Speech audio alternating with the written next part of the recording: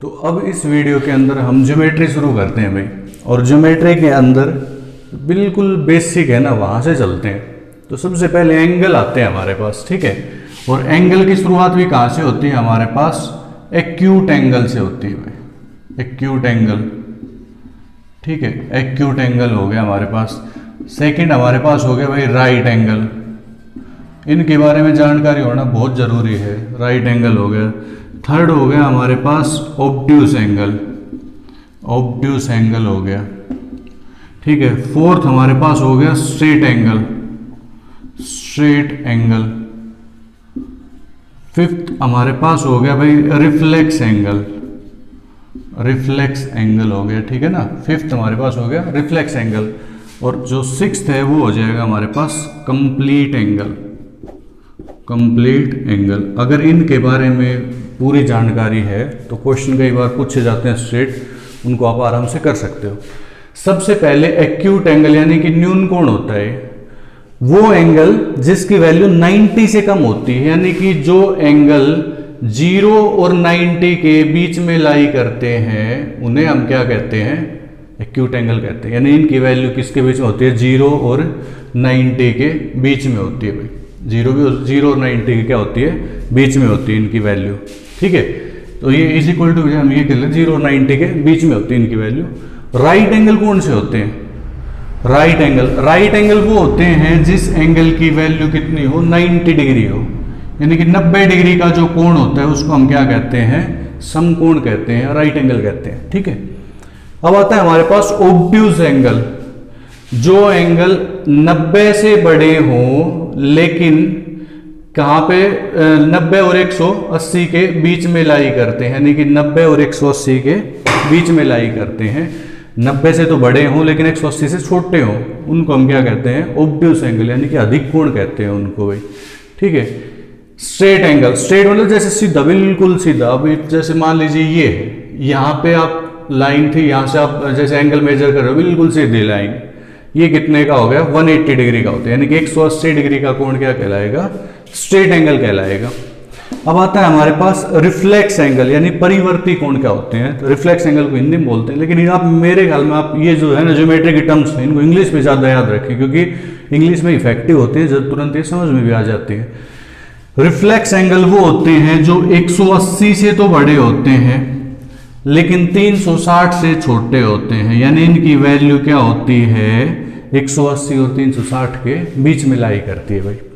अब हमारे पास आता है कंप्लीट एंगल। कंप्लीट एंगल वो होते हैं जिसकी वैल्यू 360 डिग्री होती है, यानी कि 360 डिग्री का जो एंगल होगा बिल्कुल पूरा एंगल, पूरा एंगल हो जाएगा, एक पूरा रिवोल्यूशन हो जाएगा, उसको हम क्या कहते हैं भाई? कंप्लीट एंगल बोलते हैं। तो acute, right, obtuse, straight, reflex और कंप्लीट, इनके बारे में आपको पूरी नॉलेज होनी चाहिए। अब हम आगे बढ़ते हैं इसमें। आगे हमारा एंगल आता है कॉम्प्लीमेंट्री एंगल भाई, ठीक है। कॉम्प्लीमेंट्री एंगल होता है। अब कॉम्प्लीमेंट्री एंगल कैसा होता है मैं आपको क्लियर कर देता हूं। पहले कॉम्प्लीमेंट्री और एक आता है सप्लीमेंट्री भी, ठीक है। कॉम्प्लीमेंट्री और सेकंड क्या आता है हमारे पास? Supplementary, supplementary angle. कॉम्प्लीमेंट्री और सप्लीमेंट्री में क्या फर्क होता है?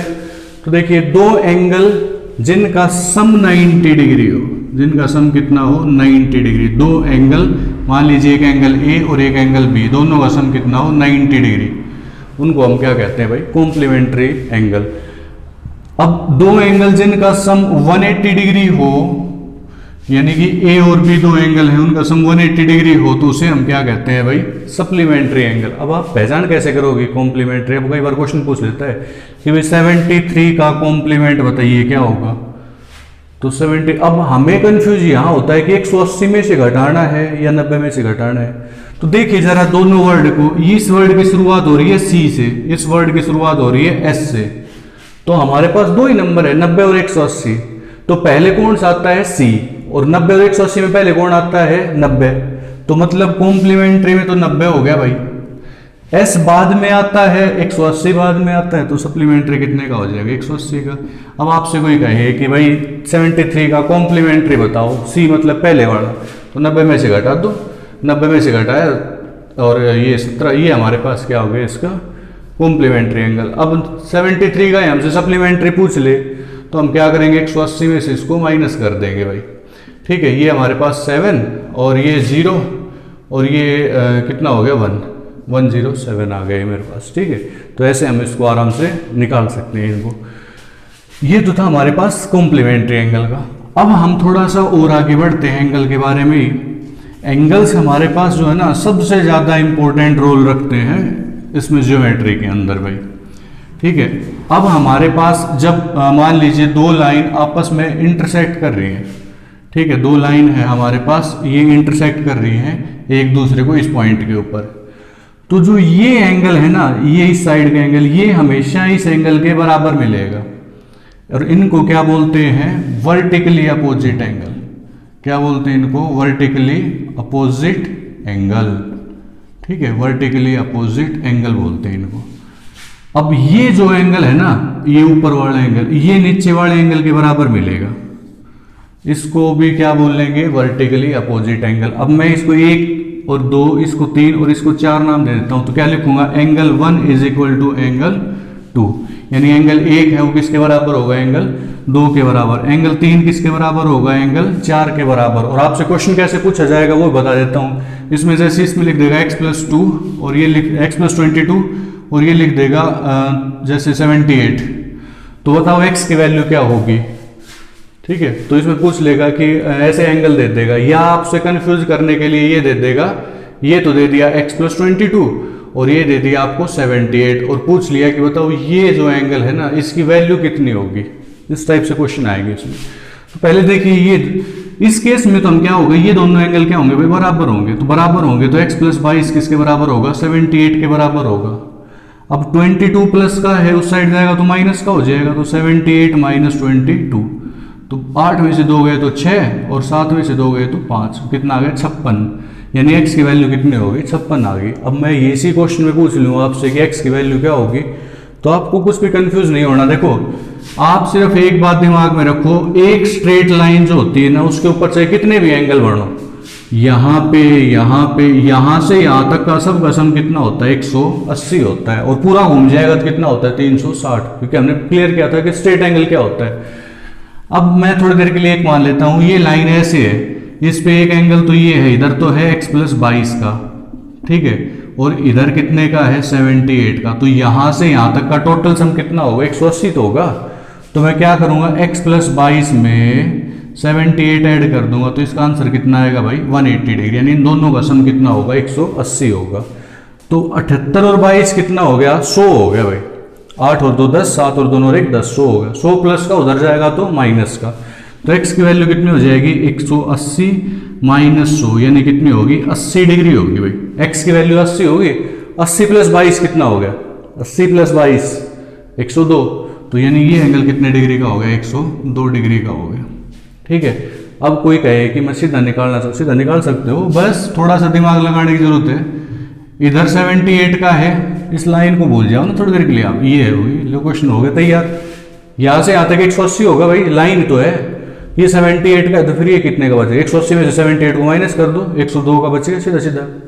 ठीक है, तो इस तरह से क्वेश्चन पूछे जाते हैं। अब अगली जो चीज आती है हमारे पास इसमें, वो आती है कि कॉम्प्लीमेंट्री और सप्लीमेंट्री पे क्वेश्चन कैसे पूछे जाते हैं। अगर क्वेश्चन थोड़े बड़े आते हैं, लेवल थोड़ा सा बढ़ा के दे देते हैं, तो क्वेश्चन उसमें से कैसे पूछे जाते हैं। तो आएगा find an angle which is complement, ठीक है, find the angle whose complement करोगे, whose complement is 1/4 of the angle, 1/4 of the angle. कहने का मतलब ये है, एक एंगल कैलकुलेट बताइए जिसका कॉम्प्लीमेंट उस एंगल का 1/4 हो। इस तरह के क्वेश्चन है तो घबराने की जरूरत नहीं है आपको।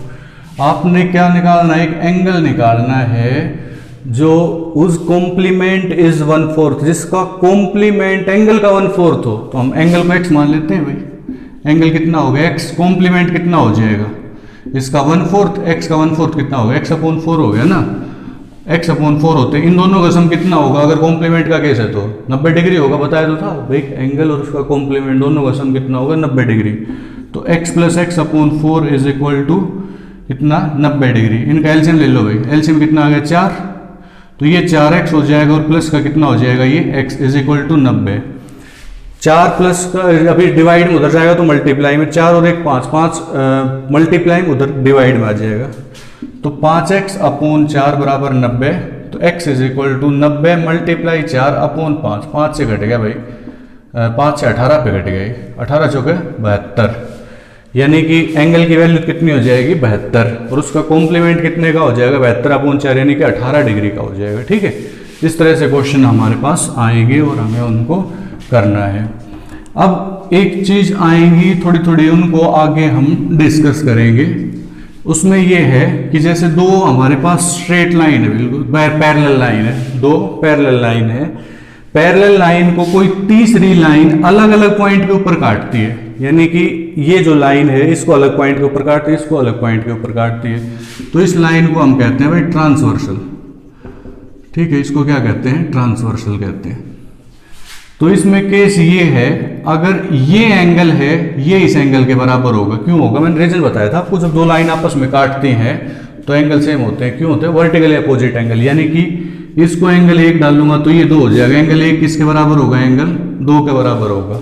तो भाई जाहिर सी बात है ये जो एंगल है 3 नंबर, ये इसके बराबर तो होगा 4 के बराबर, तो एंगल 3 किसके बराबर होगा, एंगल 4 के बराबर हो गया।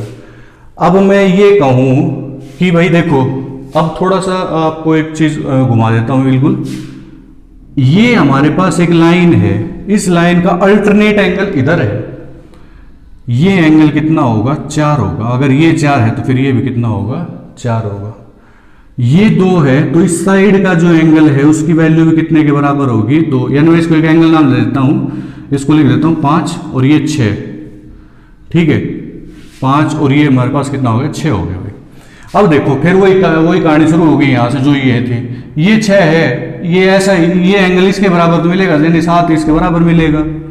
ये 5 है तो ये एंगल भी बराबर होगा भाई 8 नंबर एंगल। तो मैं क्या कह सकता हूँ, एंगल जो 5 है वो किसके बराबर होगा, एंगल 8 के बराबर हो जाएगा, एंगल 6 है वो किसके बराबर हो जाएगा, एंगल 7 के बराबर हो जाएगा। ठीक है, तो अब इनके ऊपर जो एक क्वेश्चन की एक सीरीज लेके आएंगे अगली वीडियो के अंदर हम, तो अगली वीडियो का आप वेट करें। तब तक आप इनको एक बार बेसिक्स को ना थोड़ा सा ध्यान से पढ़ें, क्योंकि काम आने की चीज़ें बहुत ज़्यादा है।